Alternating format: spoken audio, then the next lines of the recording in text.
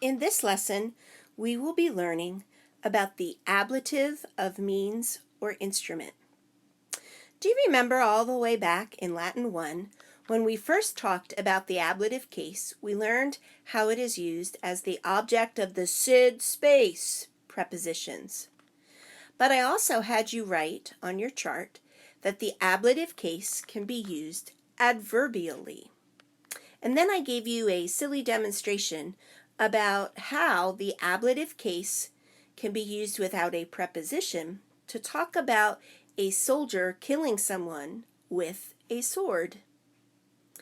When you put the preposition with or cum in the sentence, you create a picture where the sword would be walking with the soldier.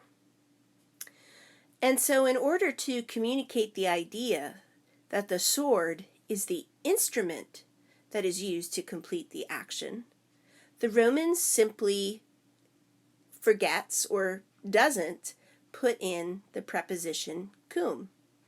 He only uses the noun in the ablative case. This is called the ablative of means or instrument. I have two sentences here on this slide in English and then in Latin to show you the use of the ablative of means or instrument in Latin. The first is the example that I always use when I talk about it, and the second one is a little bit different than what we think of as using something like a sword or a shovel or a stick in order to complete an action.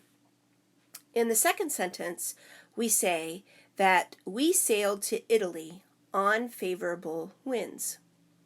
Now, obviously, we don't hop on board the winds and sail away, but the winds are what are helping us to make the sailing possible. For this reason, the Roman author sees the phrase on favorable winds as an adverb to explain how the action of sailing is completed or aided. So we sailed to Italy on favorable winds. You do want to try to translate the ablative when it does not have a preposition in front of it by using words like by or with or on. Sometimes you may even say by means of, and then you will be able to communicate the idea effectively.